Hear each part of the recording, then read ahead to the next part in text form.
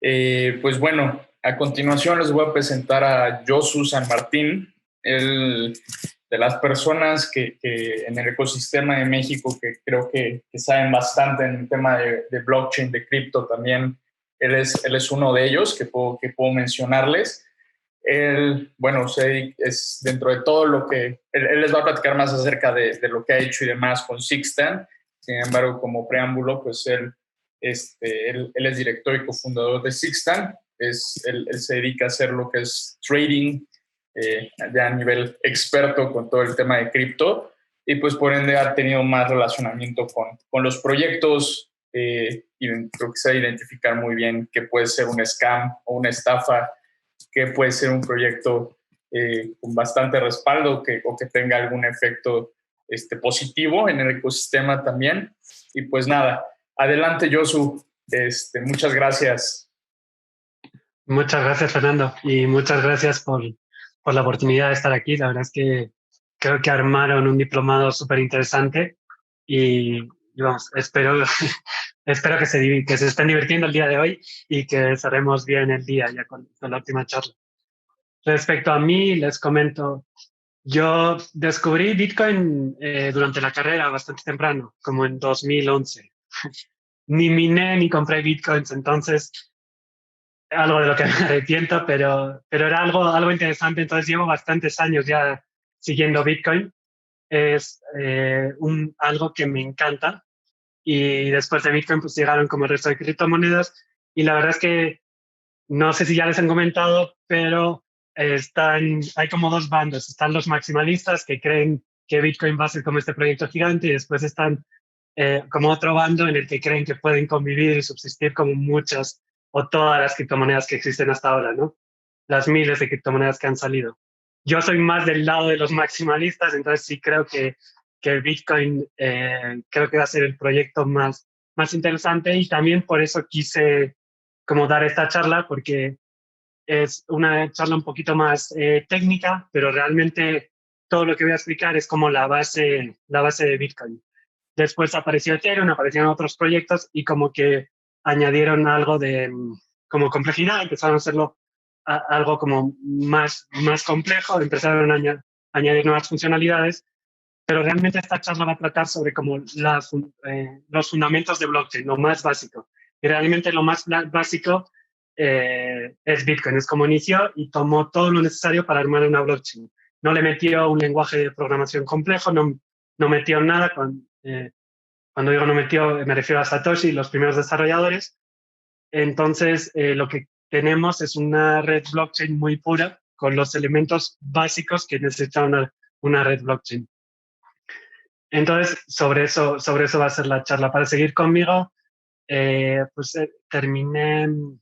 Yo soy originalmente de España, llegué a México en 2014, donde vivo ahora. Y estuve trabajando 3 años en la Secretaría de Hacienda. Ahí tuve la oportunidad de trabajar en la ley FinTech, entre otros temas. Y salí de la Secretaría de Hacienda en 2017. Estuve dirigiendo la Asociación de FinTech de México. Y ya en 2018 me metí de lleno en el mundo de las criptomonedas y empezamos con Sixtant y con todo este tema.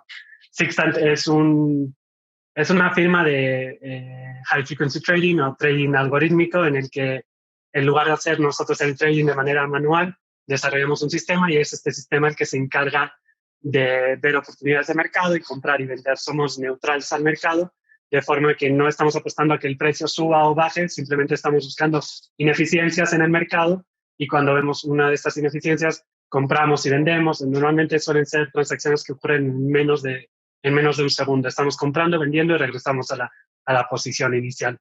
También hacemos market making y otro tipo de cosas, pero creo que vamos a empezar porque voy a tratar de ir un poco rápido, porque ya es un día largo, vamos un poquito atrasados, entonces voy a empezar ya con la presentación.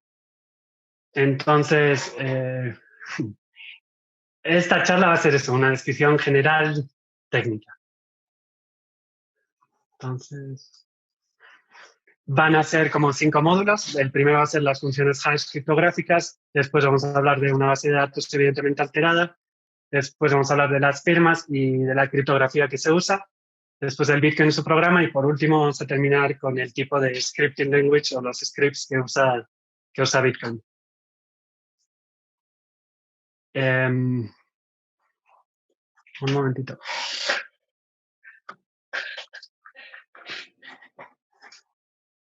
Es que me están faltando mis notas. Ahí están.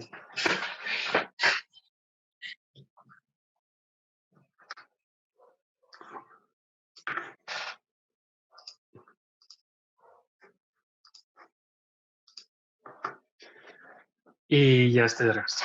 Ok. Entonces, el primer módulo va a ser el de las funciones hash criptográficas.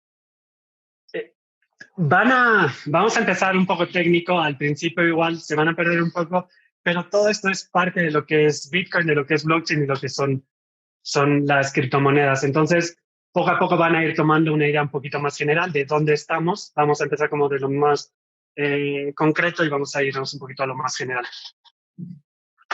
Entonces, las funciones de hash criptográficas.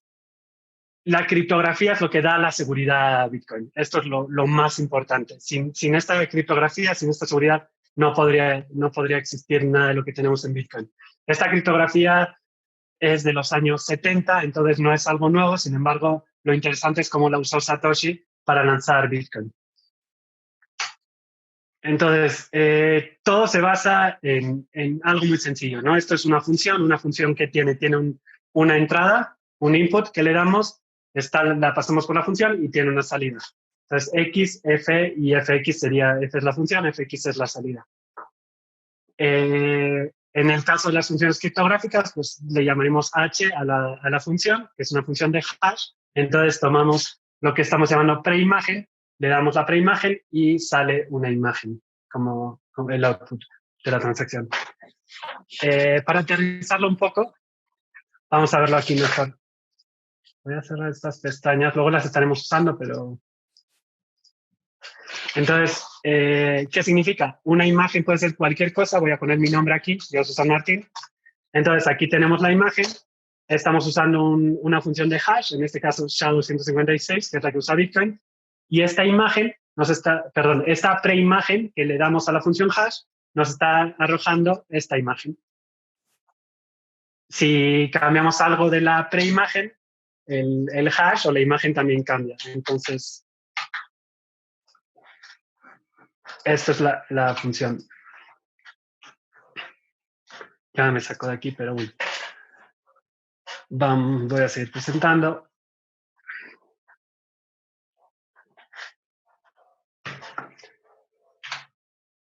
Entonces, ¿qué cualidades tienen las funciones criptográficas? Pues tienen resistencia de preimagen, segunda resistencia de preimagen y resistencia a la colisión. Ahora mismo les explico un poquito a qué nos estamos refiriendo de esto. Entonces, con la resistencia a la preimagen, les decimos que si yo les doy la HX, es decir, voy a regresar aquí, si yo les doy la imagen, es muy difícil, computacionalmente muy difícil, y cuando digo muy difícil es prácticamente imposible, les llevaría miles de millones de años con una computadora normal partir de la imagen a la preimagen. Entonces, es muy fácil pasar de lo que es la preimagen a la imagen, pero si yo les doy una imagen, es prácticamente imposible que ustedes puedan llegar a la preimagen. Entonces, tenemos resistencia de preimagen. Si usamos una analogía de una huella dactilar, yo les muestro una huella dactilar como la que tenemos aquí y les digo, adivinen de quién es esta huella dactilar. Es prácticamente imposible que puedan saber, solo viendo una huella dactilar, a quién le puede pertenecer. Si no tienen una base de datos, tendrían que ir persona por persona mirando a ver si esa huella les pertenece, ¿no? Después tenemos una segunda resistencia a la preimagen. ¿Qué es esto? Que si yo les doy HX, es decir, la imagen va a ser otra vez computacionalmente difícil, y cuando digo computacionalmente difícil, no puedo decir imposible porque siempre hay una posibilidad. Lo que pasa es que la probabilidad de encontrarlo es una entre millones de millones. Es el típico ejemplo que se usa de hay más átomos en el universo, ¿no? O sea, es como si tuvieran que encontrar algo, un átomo específico en el universo. Imposible realmente. Entonces, sin embargo, técnicamente lo que tengo que decir es que computacionalmente es difícil porque realmente hay una posibilidad de que de manera azarosa terminen encontrando lo que están buscando. Entonces, en este caso, lo que estoy diciendo es que si yo les doy una imagen, va a ser muy difícil que encuentren otra preimagen que resulte en la misma imagen. De forma que con la analogía de la huella dactilar podríamos encontrar a alguien más que tenga la misma huella dactilar que tú, o huella digital, pues es posible, sin embargo es muy poco probable. Y por último, tenemos el tema de la resistencia a la colisión. La resistencia a la colisión significa que es muy difícil que encontremos dos preimágenes que generen la misma imagen. Es decir, tendríamos que buscar dos personas al azar que tengan la misma huella digital. Entonces, estas son las tres cualidades que tienen las funciones hash criptográficas. Además, tenemos algo interesante. Esto es lo que le da la seguridad. Entonces, aquí vemos que si usamos a Satoshi Nakamoto, esta es el hash que genera. Si usamos a Satoshi Nakamoto 1, genera un hash totalmente distinto. Satoshi Nakamoto 2 genera un hash totalmente distinto.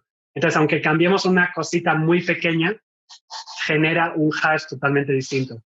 Además, el hash tiene otras cualidades interesantes.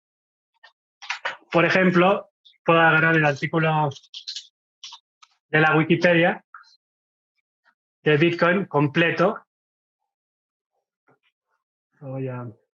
Entonces tenemos aquí que George San Martín genera este hash, pero si vamos al artículo de la Wikipedia, lo copio completo, lo pego como preimagen y me va a generar esta imagen que realmente tiene es igual de larga que si yo le doy solo mi nombre, por ejemplo.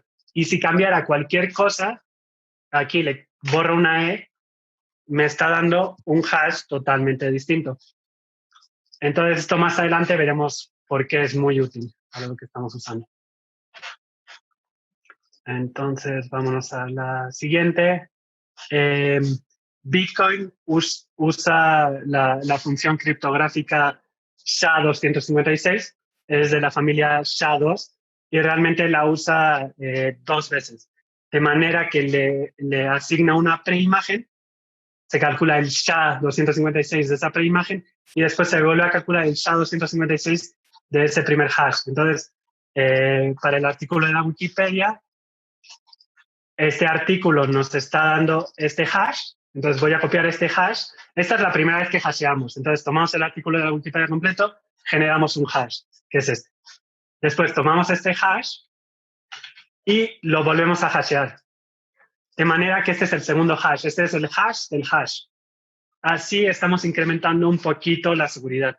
Cuando les dije que Bitcoin usa SHA-256, aquí a la derecha pueden ver todas las posibilidades de todos los hashes, o sea, todos los algoritmos de hashing. Estos son los más comunes, hay más. Hay cientos de algoritmos de hashing y cada uno tiene sus particularidades. Por ejemplo, SHA-1 fue la iteración anterior de SHA y se descubrió que no era suficientemente seguro. No se descubrió, las computadoras fueron cada vez siendo más rápidas y llegó un momento en el que SHA con una computadora de escritorio normal se podía ya romper este cifrado de SHA. Cuando digo romper este cifrado, ¿a qué me refiero? Que si yo pongo aquí Josu San Martín, se volvió computacionalmente trivial partir de aquí, de este hash y regresar y saber que esto partió de Josu San Martín. Cuando en SHA-256, como les decía, es prácticamente imposible. Si yo escribo Josu San Martín, va a ser muy difícil, bueno, asumamos que eso era mi nombre, va a ser muy difícil partir de aquí y regresar a Josu San Martín. Entonces, así se ve. Aquí hay una imagen que debería estar cargando.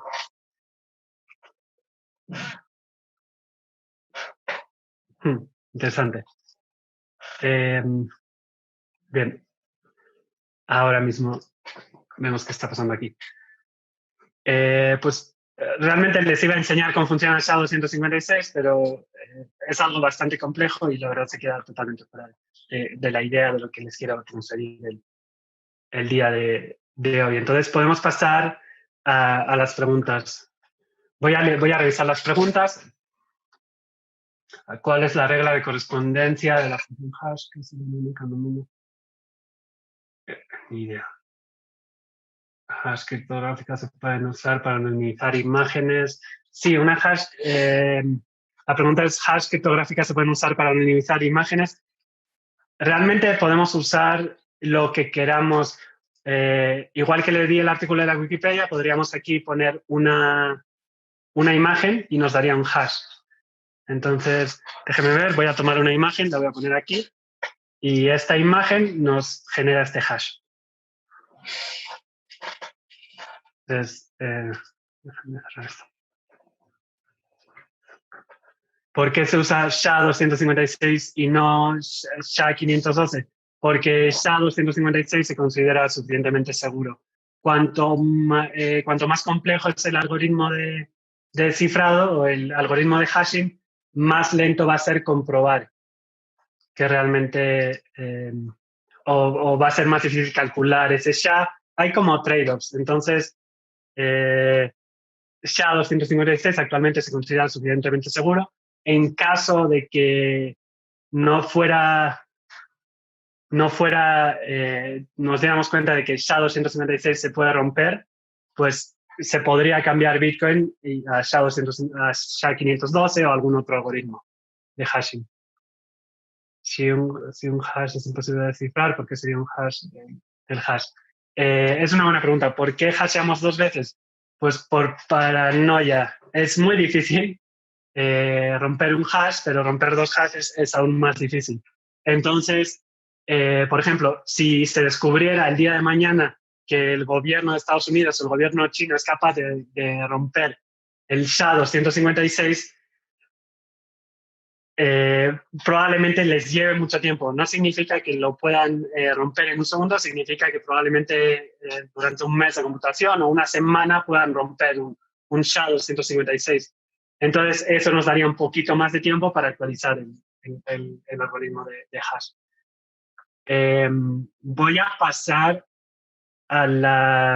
ya al siguiente módulo. Lo siento las preguntas que se quedaron sin responder, pero la idea es que podamos terminar rápido.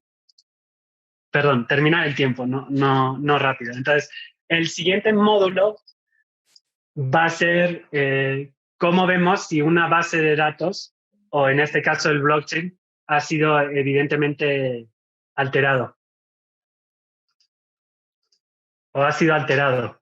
Lo interesante del blockchain es que es muy evidente esta alteración. Entonces, cuando hablamos de que el blockchain es una base de datos inmutable, realmente nos referimos a que en caso de que alguien trate de hacer un cambio, va a ser muy evidente que lo cambió. No significa que la base de datos no se pueda cambiar. Sí se puede, sin embargo, es muy obvio si alguien intenta hacer un cambio. Cuando hablamos de blockchain es porque es una cadena de bloques, entonces cada bloque va a tener estos tres temas importantes. Va a estar compuesto por el hash del bloque previo, un nonce y una raíz de Merkle. Ahora mismo vamos a ir viendo uno por uno lo que son cada uno de estos. Entonces, empezamos con la raíz de Merkle. La raíz de Merkle va a ser la que contenga todas las transacciones. El hash del bloque previo, lo que va a tener es como vamos a ligar una cadena con otra. Y por último, el nonce, ahí les voy a explicar cuál es la función del nonce y lo que es el nonce. Entonces, empezamos con la raíz de Merkle. Esto es un bloque que tiene 4 transacciones, por ejemplo.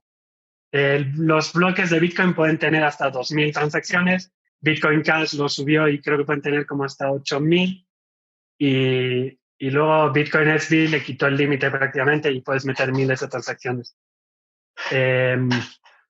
Pero en esta ocasión estamos analizando, para hacerlo más simple, estamos analizando un bloque que solo tiene 4 transacciones. Y vamos a ver cómo se calcula la raíz de Merkel. Entonces, la raíz de Merkel se hace de la siguiente manera. Tomamos una transacción y calculamos su hash. El hash de esa transacción va a ser A. Tomamos la transacción 2 y calculamos su hash. El hash de esta transacción va a ser B. Después que ya tenemos el hash A y tenemos el hash B, vamos a tomar la combinación de estos dos hashes, los vamos a hashear también, y vamos a tener el hash E. Cuando digo esto, ¿qué es lo que estamos haciendo? Voy a regresar a mi hasheador. Entonces, vamos a tener aquí transacción 1, va a tener este hash, y vamos a tener transacción 2 que va a tener este hash. Entonces, lo que vamos a hacer es, vamos a tomar el hash de la transacción 1, vamos a tomar el hash de la transacción 2 y vamos a crear un hash nuevo. Entonces, este hash, que es la combinación de las dos hashes anteriores, va a ser el hash E. En el otro lado del árbol vamos a hacer lo mismo y vamos a terminar con otro hash, el hash F. De manera que al final, vamos a tomar el hash E y el hash F, los vamos a hashear de la misma manera y vamos a terminar con un único hash. Ese hash va a contener todas las transacciones de ese bloque. ¿Qué es lo que puede pasar? Que alguien trate de alterar una transacción. Entonces, lo que puede hacer es, yo le mandé un Bitcoin a Juan, sin embargo, Pedro dice, voy a aprovechar, y entonces Pedro cambia mi transacción de manera que en lugar de enviársela a Juan, diga que se la estoy enviando a Pedro. Entonces cambia el blockchain, mete su transacción en la que se está robando los Bitcoins de Juan. Sin embargo, va a ser muy evidente que hizo ese cambio, porque la raíz de Merkel que él va a proveer a la red va a ser distinta a la raíz de Merkel que tienen todos los demás nodos de la red. Entonces, esto lo que nos permite es ver que si alguien trata de cambiar cualquier parte de una de las transacciones, va a terminar afectando a la raíz de Merkel. Esto es, para hacerlo un poquito más eficiente, pues nos dimos cuenta de que se podían quitar, en lugar de usar todas las transacciones, a la hora de sincronizar un nodo por primera vez, descargamos todas las transacciones, pero después podemos deshacernos de algunas transacciones tomando el hash suficiente para asegurarnos. Y vuelvo a pasar al turno de preguntas. Voy a revisarlas. A ver. Pero, a ver. Una pregunta interesante. Entonces, ¿el algoritmo de Bitcoin es actualizable con el tiempo? Sí, el algoritmo de Bitcoin es... a ver si se puede ver aquí. El algoritmo de Bitcoin se ha estado actualizando todo el tiempo. De hecho, el código que usamos ahora no es el código que desarrolló Satoshi Nakamoto. Se han ido haciendo varios cambios y de hecho se pueden seguir haciendo cambios. El problema es que cada vez que hacemos cambios está el riesgo de que se pueda romper algo. Entonces, prácticamente el código de Bitcoin y el software de Bitcoin se trata con el mismo cuidado que se trata, por ejemplo, el código que se usa en los aviones, ¿no? Para que no se caigan.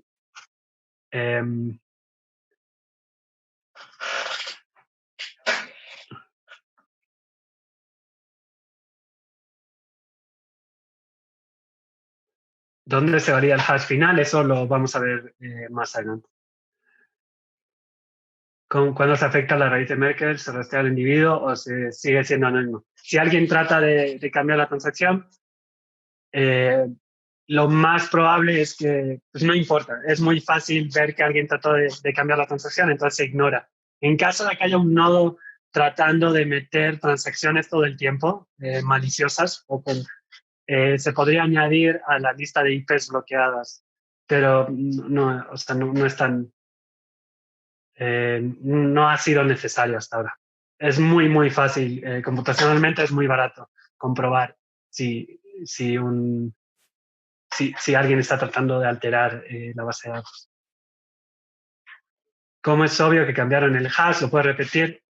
Si alguien trata de meter una transacción distinta, lo que va a ocurrir es que va a meter, imaginemos que esto es teníamos la transacción 1, alguien dice, pues en lugar de transacción 1 vamos a meter la transacción 5, pero vamos a ver aquí abajo lo que vamos a ver es que la transacción 1 tiene un hash y la transacción 5 va a dar un hash distinto.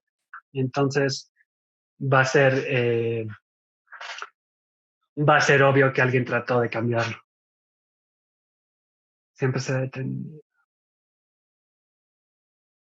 Siempre debe haber un número par de transacciones en cada bloque para que se pueda calcular el Merkle root. No. Lo que haríamos, si el número es impar, vamos aquí, si no tenemos esto, la transacción 4 no está, entonces lo que tendríamos es que aquí tendríamos la transacción. Ya estoy rompiendo mi presentación. Luego deshago los estragos. Entonces se vería así en la raíz de Merkle. No habría ningún problema. Voy a pasar ya sé que hay más preguntas. Igual al final puedo atenderlas. Por ahora voy a seguir un poquito más rápido. Hay una pregunta interesante que es ¿quién hace las actualizaciones al código? Creo que esta es una pregunta que podemos responder al final con el resto de panelistas también.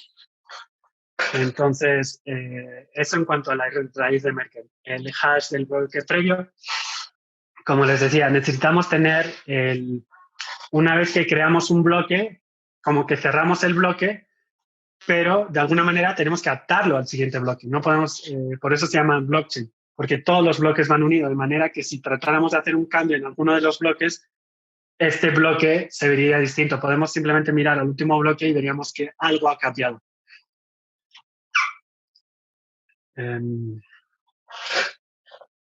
Con estos tres componentes le aplicamos SHA-256 dos veces.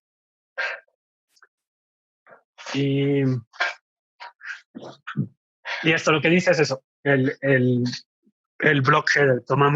Después de que cerramos un bloque, calculamos el block header aplicándole SHA-256. Al final esto va a ser un hash. Esto va a ser un hash, no es un hash, pero hasheamos los tres componentes y creamos el block header. Entonces aquí la X realmente son estos tres que creamos. El hash, cómo se calcula. Entonces así vamos uniendo un bloque con otro bloque con otro bloque. Mediante el hash del bloque anterior, metiéndolo en el hash del bloque siguiente. ¿Qué podría pasar? Que alguien trate de cambiar una transacción. Entonces, como ya les dije, lo veríamos en una raíz de Merkle alterada respecto a lo que tienen es miles de computadoras en el mundo, todos con sus copias, y de repente alguien está tratando de meter un blockchain distinto con una raíz de Merkle alterada. Esto, a su vez, va a cambiar el block header de esa transacción. Y eso, que es un hash, como este va incluido en el siguiente bloque también tendrá un block header distinto y así veremos cómo ninguno de los block headers corresponde desde el momento en el que alguien trató de meter esta transacción maliciosa. Voy a seguir. Está el nonce. El nonce es yo diría que la parte más compleja de entender aquí. El nonce deriva de cómo se calcula quién añade ese bloque. En Bitcoin, no sé si lo vieron, no he podido ver la charla, la primera, entonces no sé si lo vieron, pero tenemos mineros y la gente que le da seguridad a la red le está dando esta seguridad porque si son los primeros que encuentran un bloque y lo publican, se llevan un premio. El premio ahora mismo son 6.25 bitcoins.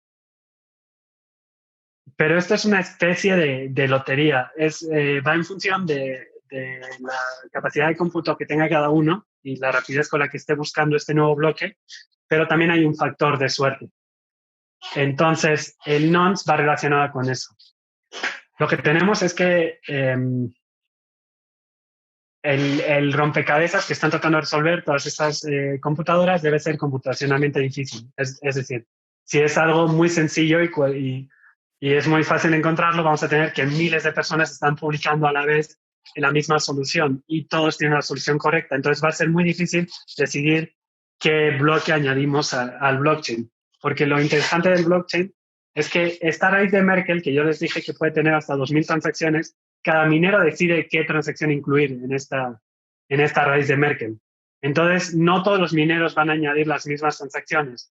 Normalmente lo que se hace es se toma la transacción que mayor comisión está pagando. Entonces, no es por tiempo. Si yo mando una transacción y después Juan manda otra transacción, no se va a validar antes mi transacción ni va a entrar antes al bloque, a menos que yo pague una mayor comisión. Si yo pago una comisión de 0 y Juan está pagando una comisión de un Bitcoin, van a meter antes los mineros su transacción en el bloque que yo. Sin embargo, cada minero decide de manera arbitraria qué bloques meter o qué transacciones meter en su bloque. Por lo tanto, necesitamos que sea computacionalmente difícil. En este caso, cada 10 minutos sale un minero a publicar la transacción. 10 minutos de media. Tiene que ser parametrizable de forma que podamos ir cambiando ciertos parámetros. Como les digo, uno de los parámetros puede ser cuántas o qué transacciones metemos al bloque. Y después tiene que ser fácilmente verificable. Es decir, que una vez que yo publico el bloque, si el bloque es válido, el resto de los mineros tienen que poder verificarlo en cuestión de menos de un segundo, verificar que realmente ese bloque es válido. Entonces, es muy difícil encontrar un nuevo bloque. Ahora les voy a decir por qué. Sin embargo, es muy fácil comprobar si ese bloque es válido o no. ¿Y cómo determinamos si un bloque es válido? Bueno, pues determinamos el bloque es válido o no dependiendo de la dificultad. La dificultad, lo que estamos buscando es un bloque, bueno, ahora llegamos a eso, voy a usar una pequeña analogía. Entonces, la minería es como arrojar dardos a un objetivo con los ojos vendados. Entonces, aquí vamos, si el dardo cae en el centro, el bloque es válido. Si el dardo cae fuera del centro, el bloque no es válido. Entonces, tenemos miles de mineros lanzando dardos a la diana a ver hasta que alguien consiga ese bloque válido. Realmente aquí la diana es muy grande, pero a medida que la dificultad va incrementando, el bloque, la probabilidad de encontrar un bloque válido se va disminuyendo. La dificultad es una representación del número esperado de cálculos requeridos para encontrar un bloque.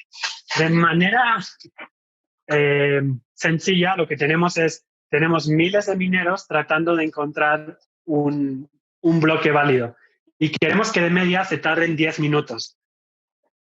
¿Esto qué significa? No, estamos hablando de media, entonces puede haber bloques que se encuentren cada 5, o sea, un minero que encuentre un bloque 5 minutos después del bloque anterior y puede que estemos una hora sin que nadie encuentre un bloque. Sin embargo, a la larga, de media, siempre tiene que estar en 10 minutos. Entonces, ¿cómo conseguimos que se mantenga estos 10 minutos? Ajustando la dificultad. Entonces, los mineros, ¿qué están haciendo? Los mineros están buscando un bloque que tenga un hash válido, un hash que sea menor a un número arbitrario. Ese número es, perdón, no es un número arbitrario, es un número determinado. Ese número es la dificultad. Entonces, ese hash tiene que ser un número menor. Déjenme, les voy a enseñar. Entonces, como les decía, vamos a tomar un hash. El hash, ven las letras y números aquí, sin embargo, el hash es un número hexadecimal. Entonces, lo que va a estar buscando el minero es un bloque. Aquí podemos verlo. A esto estamos más acostumbrados. Esto es un número. Este número lo entendemos, ¿no? Entonces, supongamos que es un número más pequeño, ¿no? Entonces, la dificultad es 100. Entonces, vamos a estar buscando un hash que nos dé un número decimal menor a 100. Es lo que están tratando de hacer todos los mineros. Y este número ocurre como, o sea, en la analogía les decía es arrojar dardos con los ojos vendados, porque los mineros no saben previamente cuál es el hash que va a salir. Este hash se hace es por fuerza bruta. Entonces, en algún momento termina saliendo un hash que es menor, pero hay que probar todos los hashes. Entonces, si tomamos, por ejemplo, una dificultad de 10, bueno, vamos a verlo ahora. Esta es la fórmula de cómo se ajusta la dificultad. En Bitcoin la dificultad se ajusta cada 2 semanas o cada 2016 bloques. 2016 bloques son 2 semanas porque si se encuentra un bloque cada 10 minutos, a la hora se encuentran 6 bloques y durante un día se encuentran 144 bloques. Si multiplicamos esto por 14, 2 semanas, 2016 bloques. más o menos es lo que se encuentra cada 2 semanas. Realmente el programa de Bitcoin tiene un bug y en lugar de 2016 es 2015. Aquí, pero bueno, la idea es eso, que sea cada 2016 bloques o cada 2 semanas. Entonces, ¿qué es lo que hacemos? Sabemos que para encontrar estos 2016 bloques han tenido que transcurrir 2 semanas. Entonces, cada 2 semanas hacemos como un checkpoint, analizamos lo que está ocurriendo y tomamos la dificultad anterior, aquí vamos a partir de una dificultad de 10 y lo multiplicamos por 2 semanas dividido entre el tiempo que nos llevó minar los últimos 2016 bloques.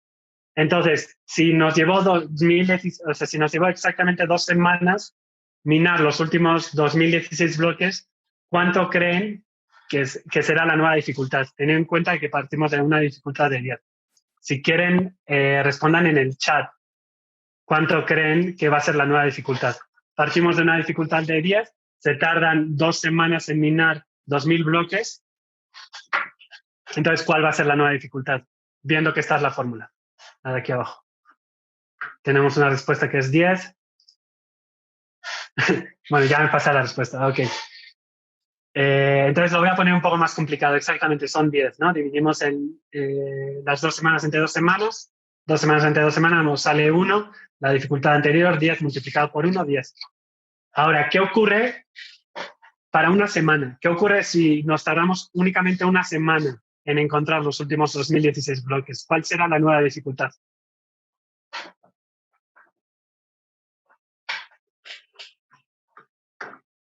Tenemos que Adolfo dice 20. ¿Alguien más se anima a responder en el chat?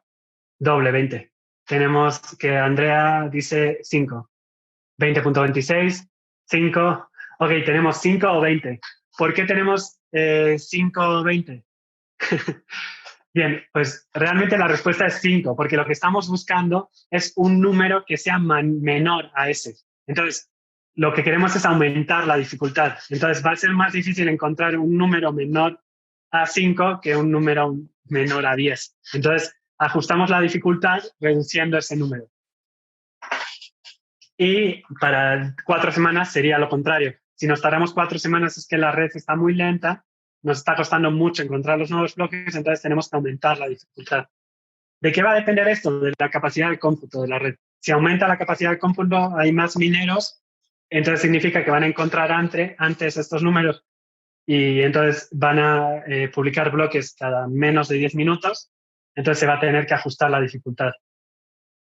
Y a la inversa, si se quitan mineros de la red o se vuelve más lenta la red, entonces lo que vamos a ver es que va a ser cada vez, vamos a tener que ajustar la dificultad bajar la dificultad, pero eso supone aumentar el número, de manera que sea más fácil encontrar.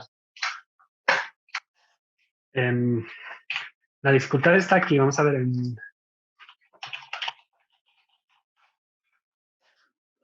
les voy a enseñar. Entonces vamos a irnos a un...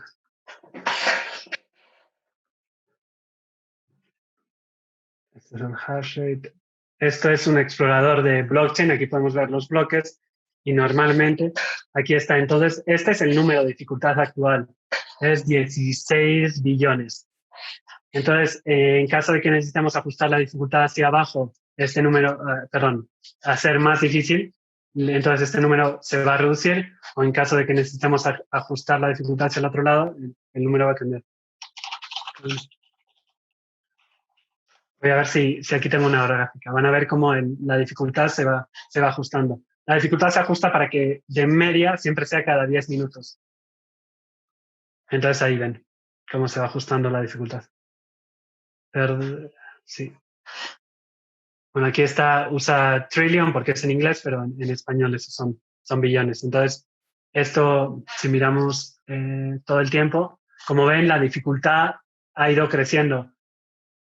La dificultad ha ido creciendo porque... ok, sí, esto está representado de otra forma de dificultad. Esto no es el número, esto pueden ser los terahashes. Sí, esto es 1 dividido entre dificultad. Es como la inversa escena, es el número que estamos buscando. Sin embargo, aquí podemos ver la dificultad. Entonces, la dificultad ha ido incrementando porque cada vez se ha ido añadiendo más poder de cómputo a la red de Bitcoin. Como ven, desde 2017 creció de manera exponencial. Entonces, este es un pseudocódigo vamos a regresar al nonce. Entonces, ¿qué es lo que hace el nonce? El nonce es, como les dije, seleccionamos las transacciones que queremos meter. Una vez que las hemos seleccionado, tomamos también el hash de la transacción anterior.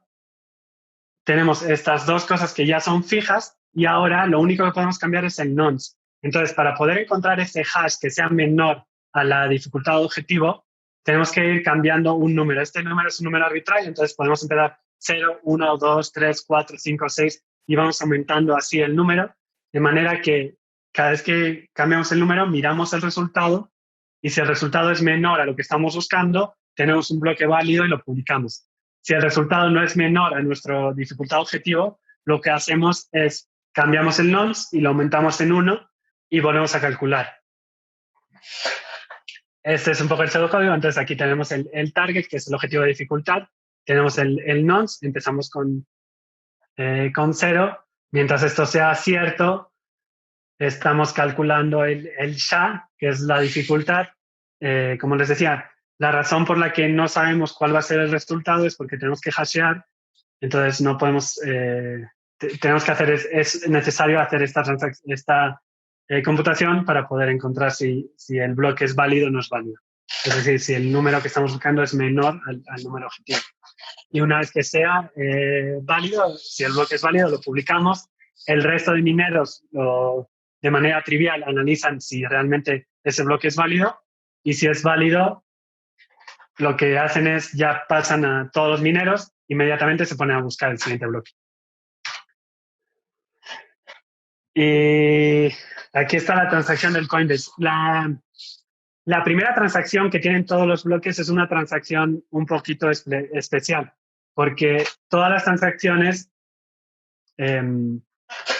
parten de transacciones anteriores. Todas las transacciones tienen como un input y un output. Un input es a dónde llegó el Bitcoin y a dónde se va. Entonces, todos los Bitcoins que recibimos y todos los Bitcoins que enviamos tienen que haber venido previamente a una transacción, excepto la primera transacción de cada bloque.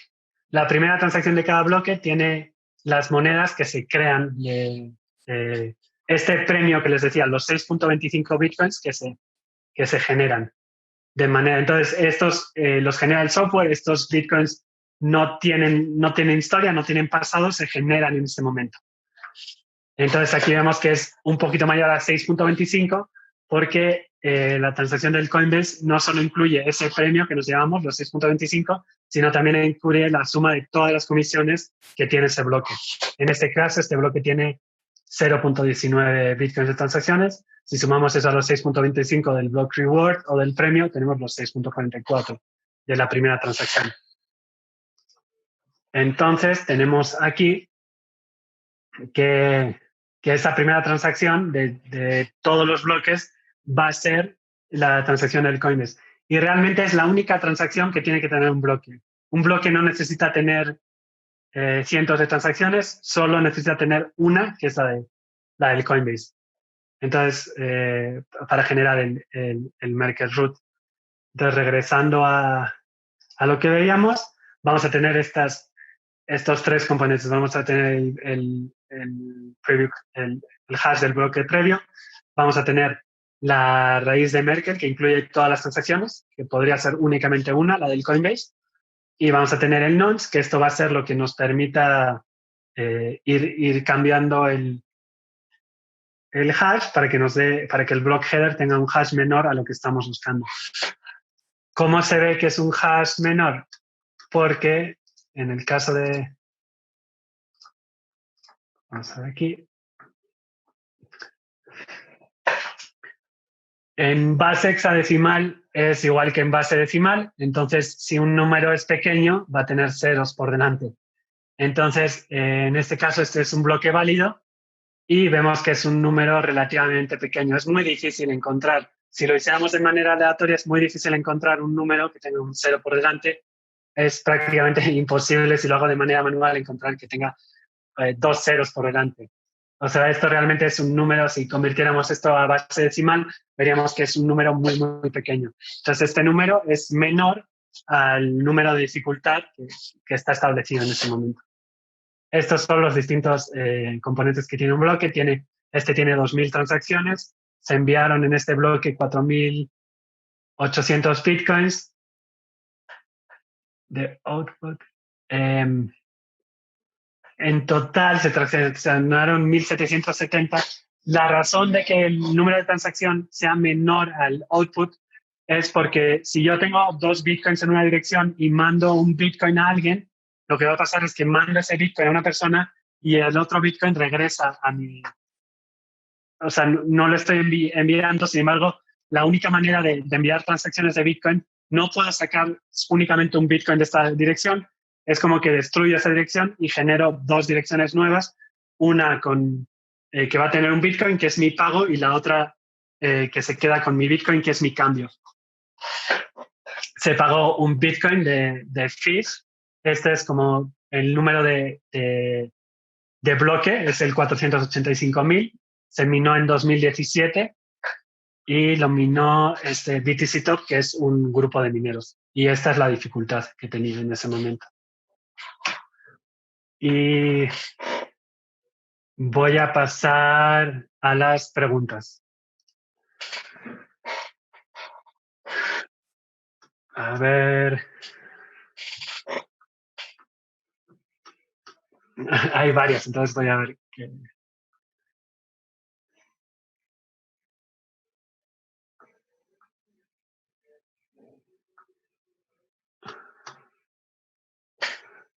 Ahí voy. ¿Dónde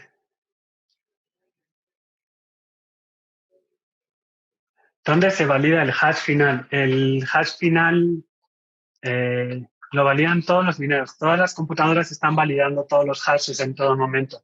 Entonces hay varios pasos donde se valida el hash. No es un paso único en el que se está validando el hash. ¿Cómo juega el nonce en el árbol de Merkle? El árbol de Merkle se calcula y el nonce no interactúa con el árbol de Merkle. El hash del bloque lleva el bloque anterior, el árbol de Merkle, la raíz del árbol de Merkle, y lleva el nonce.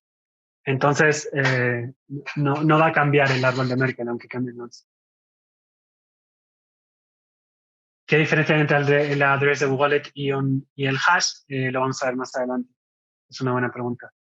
Entonces, el bloque no se actualiza nunca para no modificar el hash y los de la cadena. Exactamente.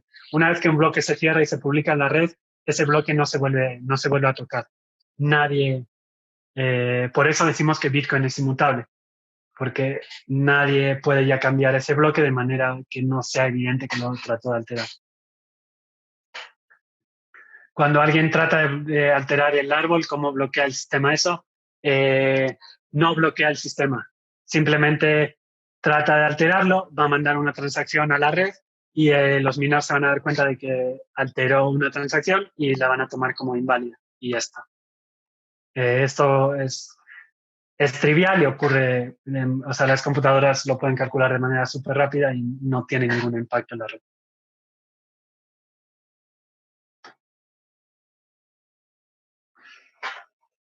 ¿Cómo se hace un hash de un bloque? Lo vamos a ver. Vamos a ver aquí. Un momento. Voy a quitar. Entonces, vamos a tener el hash de la transacción anterior. Perdón, el hash del bloque anterior. Aquí. Vamos a tener la raíz de Merkle. Y vamos a tener el nonce. Y eso nos va a dar un hash así.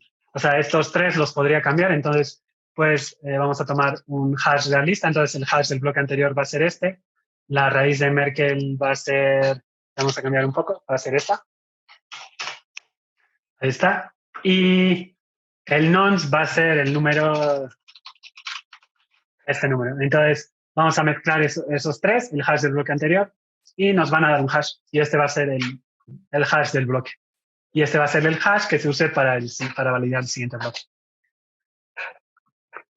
Vamos a hacer el receso aquí para empezar con la parte 3 después. Perfecto, creo que podemos continuar, Josu. Va, muy bien. Vamos a seguir con la parte 3. Esta va a ser rápida y luego las cosas se van a poner un poco más interesantes aún. Entonces,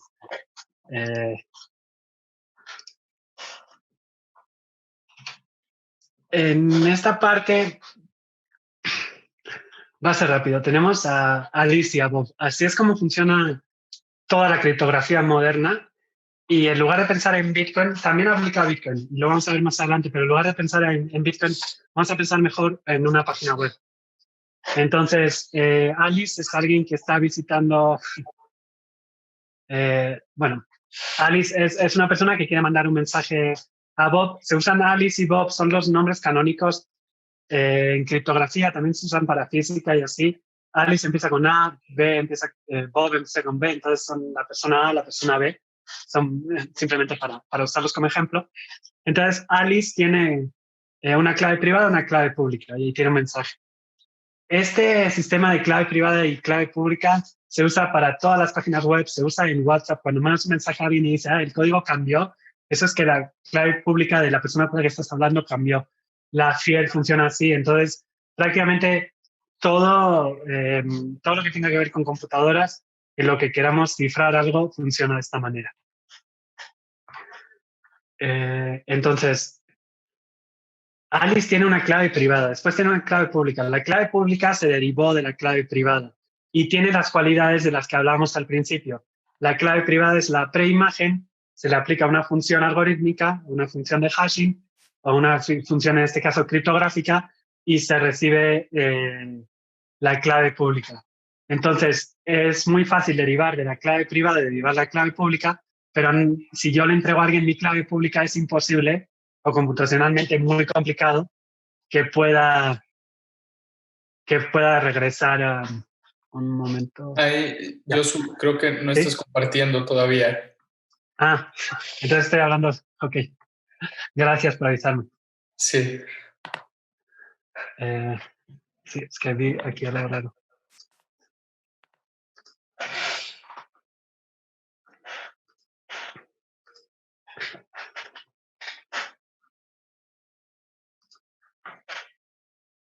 Sí, ahí va. Ok, ahora les va a hacer más sentido todo. Una disculpa.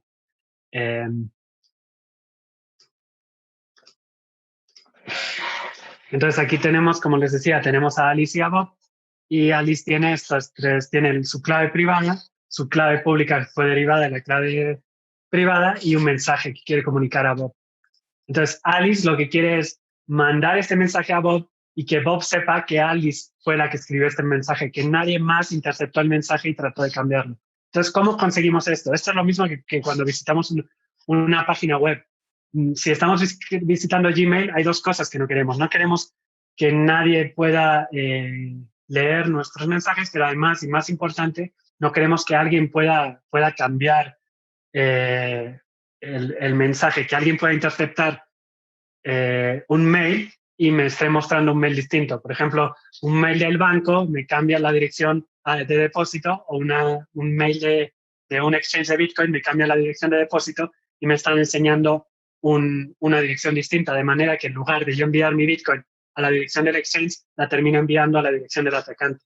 Entonces, para evitar esto, lo que hacemos es que yo, la primera vez que me conecto con Gmail, yo le entrego mi clave pública y entonces Gmail puede usar esa clave pública para comprobar, yo le entrego la llave pública mía a Gmail y Gmail me entrega su llave pública a mí, de manera que yo puedo ver que Gmail me está mandando todos esos mensajes y no han sido alterados y han sido enviados por Gmail. Entonces, cuando hacemos clic en el candadito aquí arriba, que dice esta conexión es segura, lo que ha ocurrido es eso. Inicialmente hemos intercambiado estas claves públicas y además hay una base de datos general en la que yo cuando entro a Google o a Gmail puedo ir, o sea, lo que está haciendo el explorador se está yendo a esta base de datos, le está diciendo, oye, Google me está dando este certificado, ¿realmente es el certificado de Google?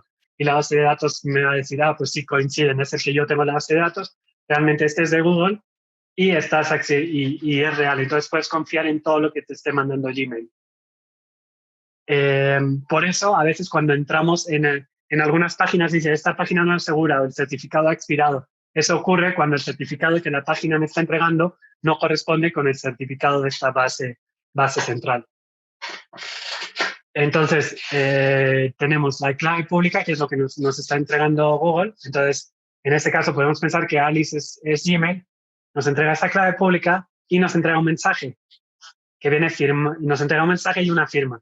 La firma, este mensaje, lo firmó con su clave privada. Entonces, ¿por qué necesitamos la clave pública? Porque la clave pública es lo que nos permite comprobar que realmente esa firma fue firmada por Google y no fue firmada por nadie más. Porque si no, una firma es simplemente, ok, yo soy Google, y me va a llegar un mensaje y decir, ok, yo soy Google, firmé ese mensaje y es cierto. Pero pues yo no tengo, ¿cómo voy a confiar? Entonces, de manera criptográfica, con la clave pública yo puedo asegurarme, yo puedo estar 100% seguro de que ese mensaje lo firmó Alice o lo firmó Google. Es lo que está permitiendo esto. Es lo mismo con la FIEL. Cuando nosotros firmamos con la FIEL un mensaje, nuestra declaración anual, por ejemplo, y se la mandamos al SAT, el SAT, cuando nosotros generamos la FIEL, se quedó con esta clave pública.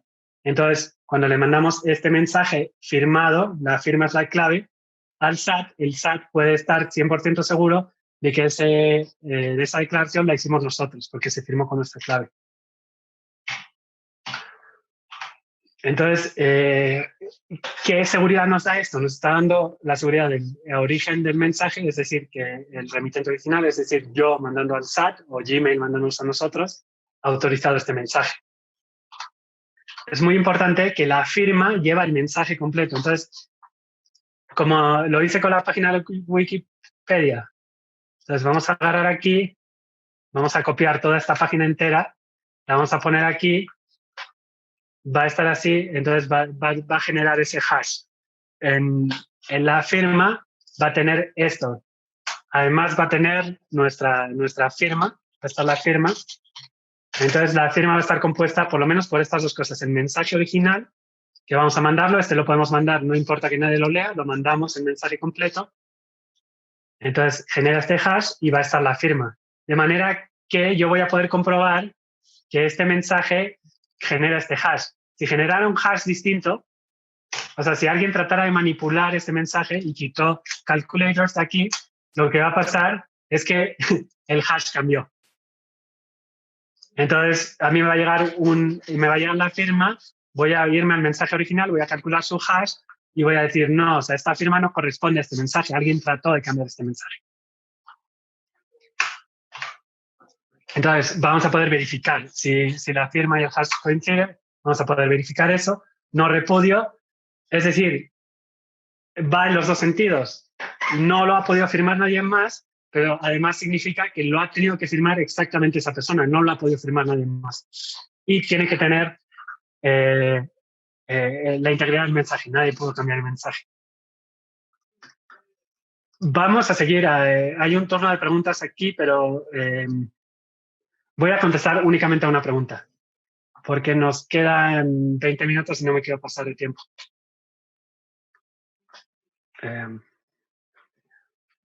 ¿Quién maneja la base de datos de estos certificados? No sé bien, pero creo que hay varios que manejan esas bases de datos. Ok, voy a pasar a... Ok, aquí entramos realmente a la parte más técnica de la presentación y sobre todo en temas matemáticos. Entonces, si no les gustan mucho las matemáticas, aquí igual se me van a asustar un poquito. Pero bueno, lo voy a tratar de hacer sencillo. Ok, esta es la criptografía, en específico, la criptografía que usa Bitcoin para crear las para derivar las claves públicas de las claves privadas. Entonces se llama Elliptic Curve Digital Signature Algorithm. Es Elliptic Curve porque va a tener siempre esta forma, la curva, y la curva en el caso de Bitcoin es esta, SECP 256K1. Esta es la forma de la curva que va a tener, de la función que está usando. Pueden ver más en la Wikipedia de las cualidades que tiene esta curva. Y, ok, ¿cómo va a funcionar? Vamos a partir de un punto P. Del punto P vamos a tener un punto Q también. Entonces, una de las cualidades de este tipo de curva es que si le damos 2 puntos de la curva, da igual, 2 puntos arbitrarios, siempre va a haber un tercer punto que se pueda derivar de esos 2 puntos. En este caso, R. Si trazamos una línea de P a Q, tenemos R. Entonces, esta es la primera iteración. De R pasamos a la inversa. Entonces, si R es 2, pasamos a menos 2, o 2.5, pasamos a menos 2.5. Y de aquí volvemos a trazar una línea a P. A ver, voy a usar el puntero. De aquí trazamos la línea P, tenemos la línea, y como la cualidad de esta curva, como les decía, como tenemos P y tenemos el 9 punto, aquí va a haber un nuevo punto. Y de aquí nos vamos a regresar, vamos a agarrar la inversa, vamos a agarrar este punto, el punto C, y C y P los vamos a unir otra vez y nos vamos a encontrar con otro punto en medio. No es R, va a ser distinto. Lo volvemos a hacer. Les voy a enseñar, hay un GIF de esto. Y lo van a ver mucho más fácil. Está aquí.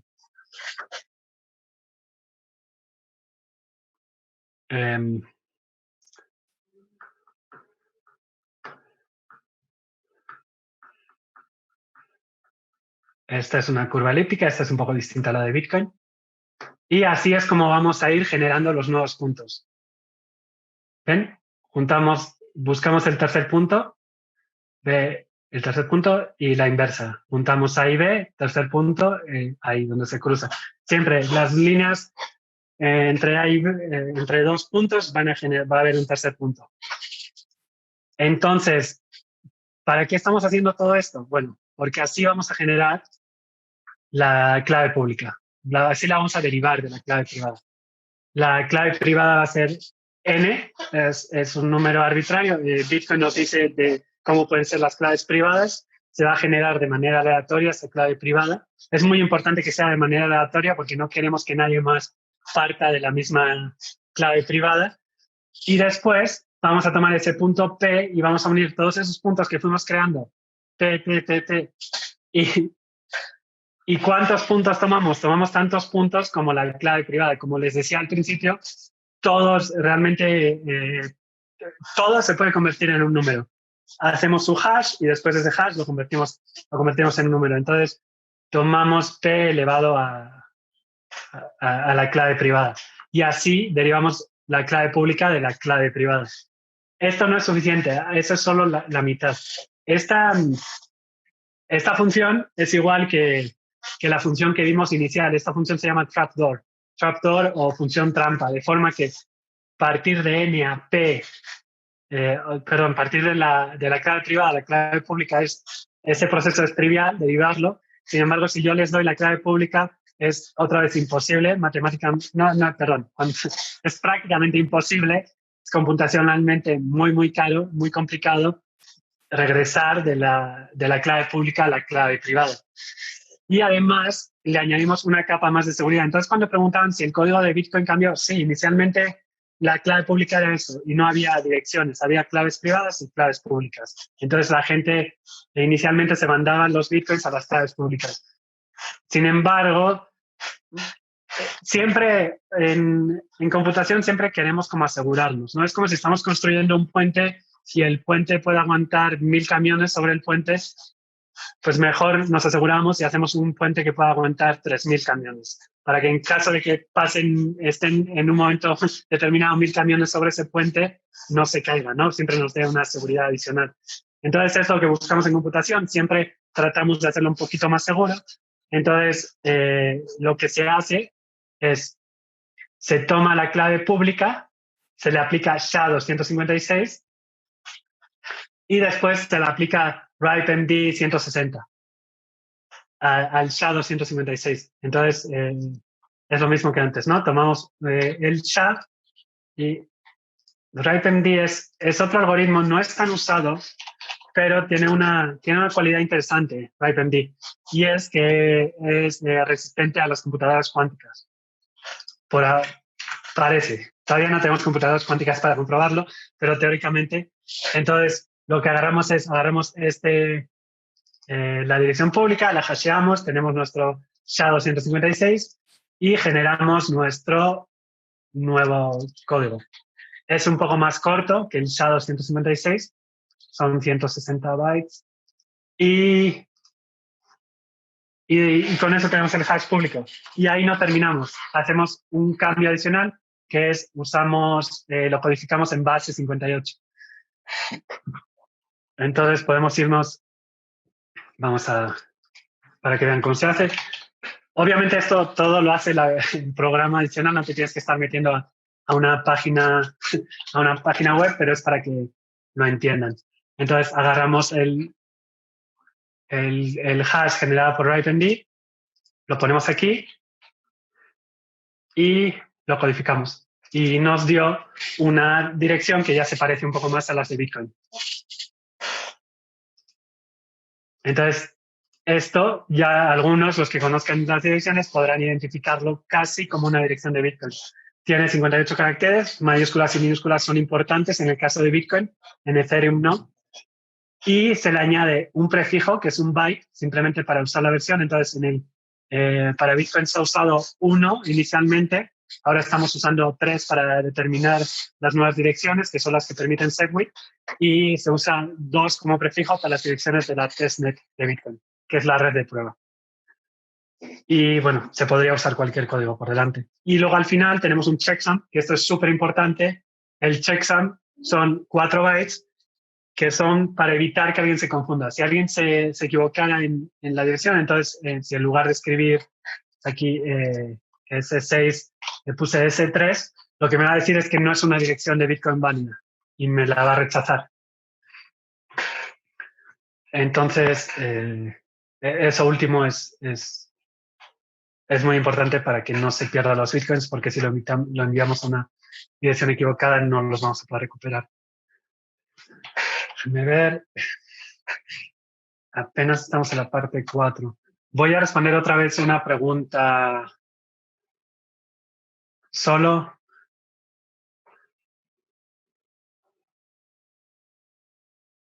Nos mandan una guía para repasar, ya se me están asustando. Todo esto que les estoy contando, estoy intentando meterlo en 1 hora y media, es súper complicado, es muchísimo material y la verdad sé que es difícil para mí explicarlo de manera elemental para que ustedes puedan entenderlo partiendo desde cero, pero también sé que a ustedes les estoy pidiendo un esfuerzo muy grande. Entonces, lo que les recomendaría, si quieren ver cualquiera de estos temas, es el libro de Andreas Antonopoulos, Mastering Bitcoin, que es un libro excelente y en ese libro se explica todo esto de manera detallada. Ahí Fer, si me apoyas con el título del libro, no sé, igual ya ha salido. Entonces, vamos a pasar ya a la parte 4. ¿Se acuerdan cómo les decía que Bitcoin se crea, o sea, es como con transacciones, tengo que dividirlo? Entonces, estas son distintas transacciones de la red de Bitcoin. Todas tienen un input todas tienen como mínimo un input y un output, pero una entrada y una salida, pero como mínimo pueden tener miles de entradas y miles de salidas. Creo que hay un límite, igual no son miles, igual son cientos. Sí, creo que se estableció un límite de manera arbitraria, pero no estoy seguro. Pero bueno, pueden ser varias, ¿no? No tiene por qué ser solo una entrada y una salida. Entonces, sin embargo, todas las transacciones vienen de una transacción anterior, excepto la transacción del Coinbase. La transacción está inicial. Entonces, todos los bitcoins que yo gaste, probablemente alguien ya los gastó antes. Entonces, lo que ocurrió es que los mandó a mi dirección y luego yo los uso y se los mando a alguien más.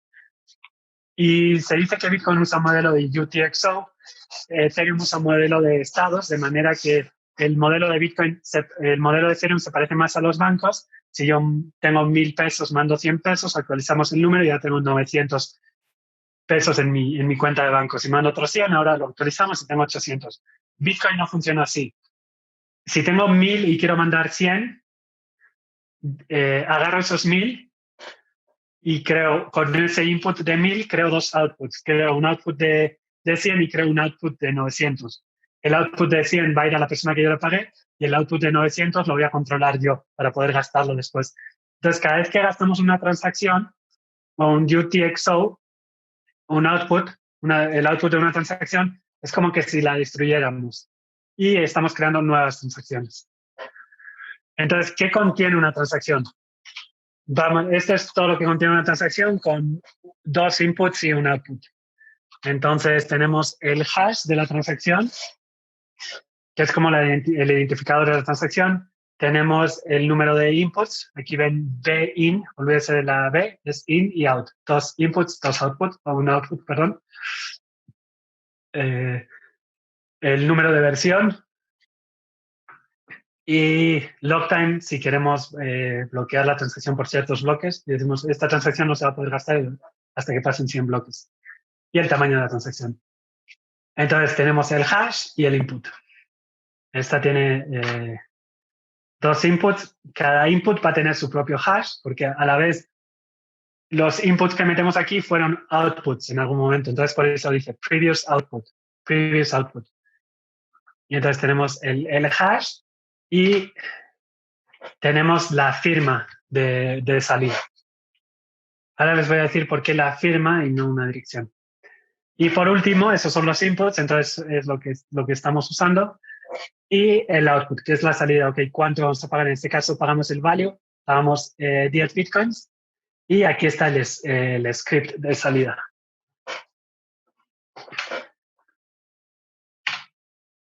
Voy a saltarme ese turno de preguntas. Entonces, realmente no estamos mandando bitcoins a una dirección. Estamos enviándolos como a un script de salida. Entonces, ¿qué está pasando? Estamos diciendo, this amount can be redeemed by the public key that hashes to address X plus a signature from the owner of that key.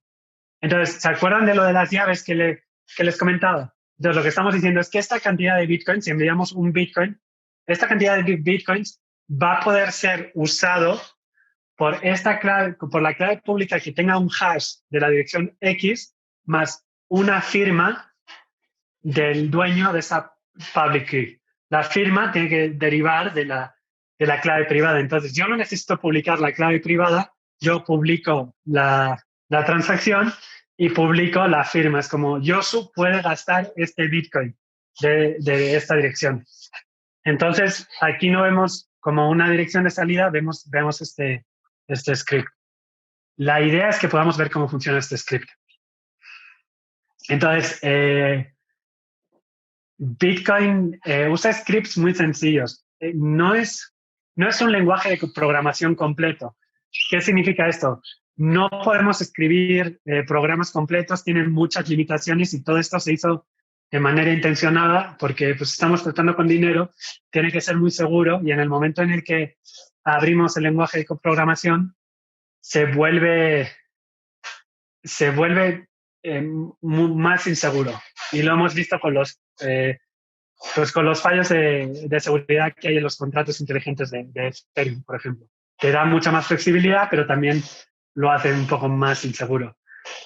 Y lo interesante del scripting del lenguaje de Bitcoin es que tiene soporte nativo para la criptografía y es un lenguaje basado en stack. Ahora vamos a ver de manera rápida lo que es eso.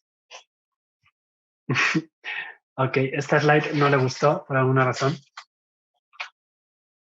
Voy a salirme para ver qué decía aquí.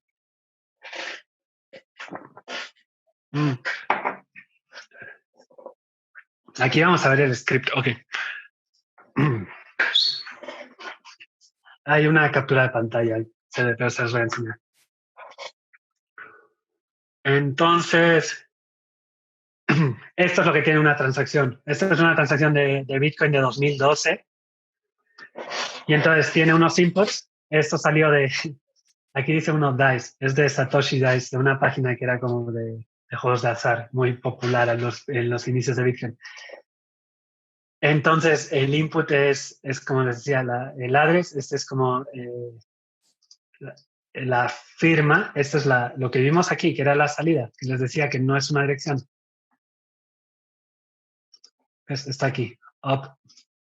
Up es una operación, entonces estas operaciones y la firma.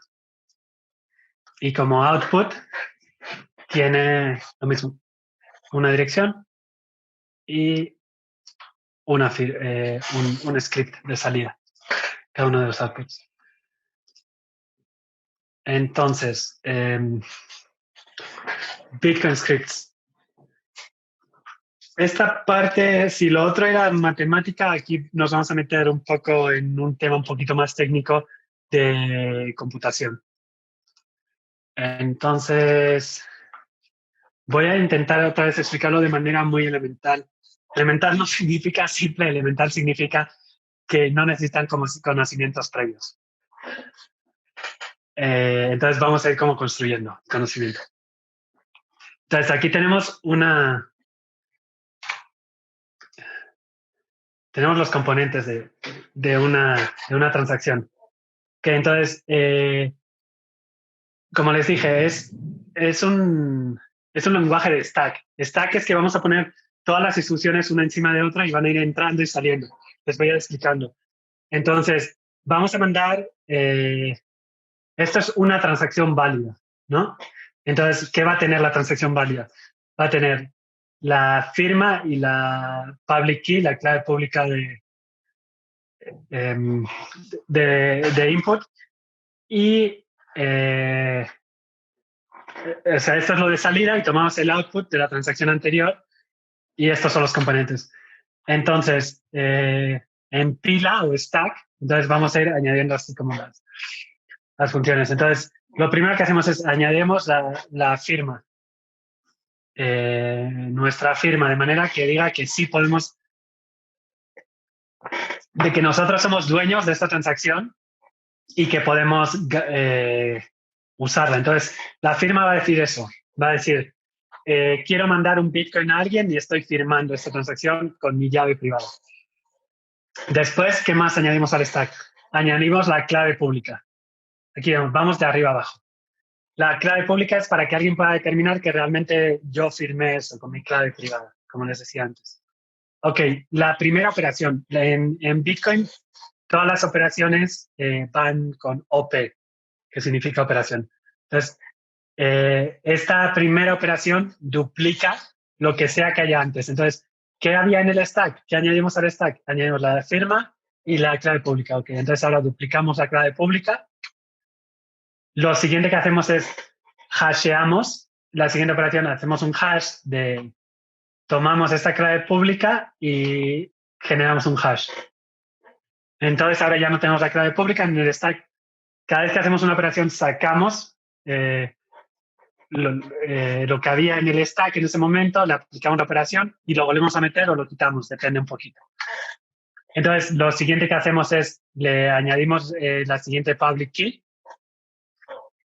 Este es el punto, debería estar en amarillo lo de public key hash.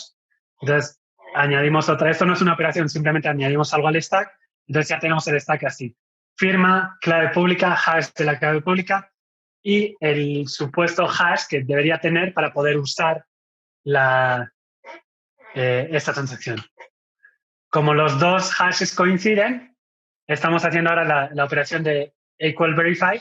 Como los dos hashes coinciden y por el lenguaje de programación lo que pasa es que los sacamos directamente del stack y se queda así. Nos quedamos con clave pública y la firma. Entonces ahora lo que hacemos por último es checar si esa clave pública y la firma coinciden. Si coinciden, la transacción ha sido válida y la podemos aceptar y meterla al bloque.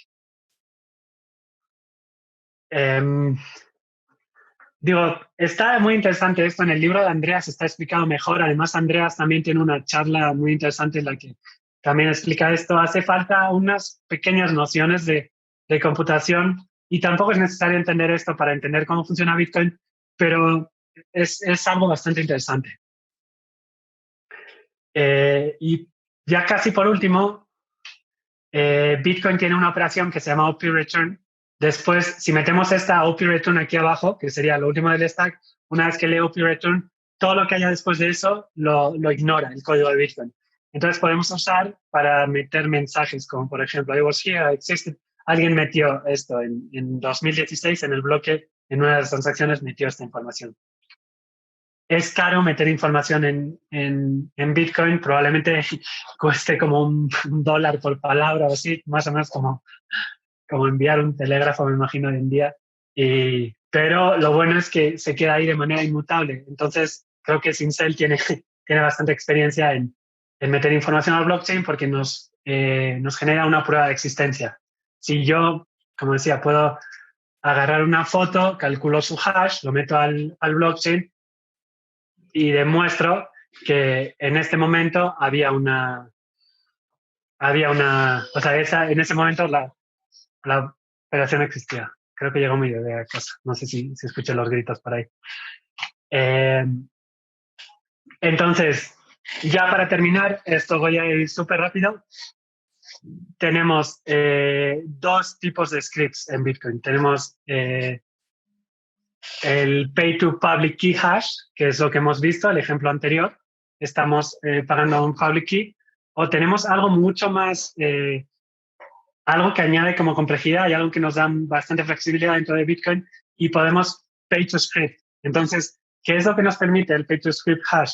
Nos permite tener como una dirección, o sea, una wallet multifirma.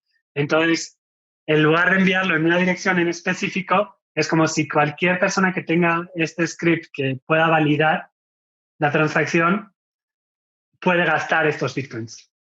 Entonces, se puede usar como para eso, para multifirma, de manera que si yo comparto con mi esposa, por ejemplo, una dirección, después, en lugar de decirles envíalo a esta dirección, lo que pueden es enviarlo con este script y luego cualquiera de los dos podemos usar estos bitcoins.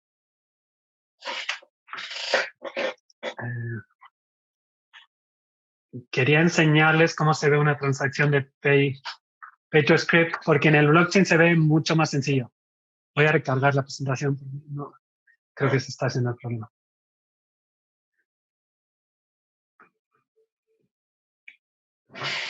Y voy a ir viendo las preguntas en lo que carga. Este es el libro de Andreas. Sí, ese es el libro de Andreas. Muy bueno. Además, eso está gratis en GitHub. Lo pueden comprar también. Es un libro grande y pesado, pero lo recomiendo mucho si quieren entender cómo estos temas. El libro se llama Mastering Bitcoin. Master, volviéndote experto en Bitcoin. Y él se llama Andreas Antonopoulos, tiene apellido griego. Ok, sí, ya cargó. Entonces, igual que veíamos una transacción, ven que esta es mucho más simple, entre comillas. No tiene tantos... el output aquí tenía operation duplicate, hash, tiene todas estas operaciones. Aquí solo hay 3 operaciones. Hasheamos, tenemos el script OP equal, tenemos otra operación.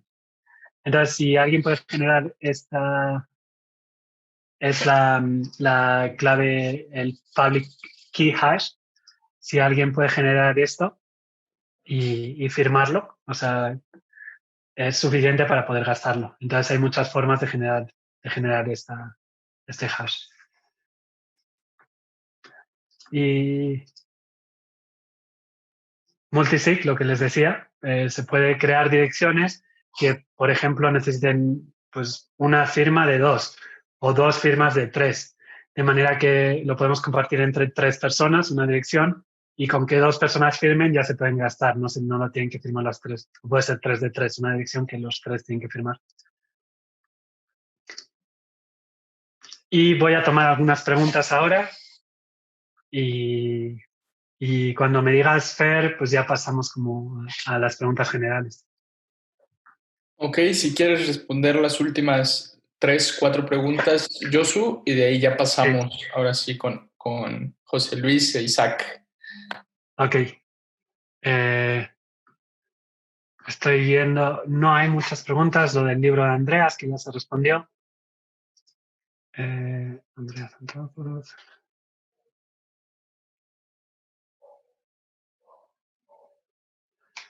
Sí, pues bueno, creo que podemos terminar aquí. Como les dije, ya sé que fue mucha información. Traté de que quedara en hora y media. Entonces, no he podido entrar como en más profundidad ni detenerme en cada uno de los puntos, pero creo que el libro de Andreas puede ser muy útil para revisar los puntos que les parecieron interesantes o los que quieren entender un poquito mejor.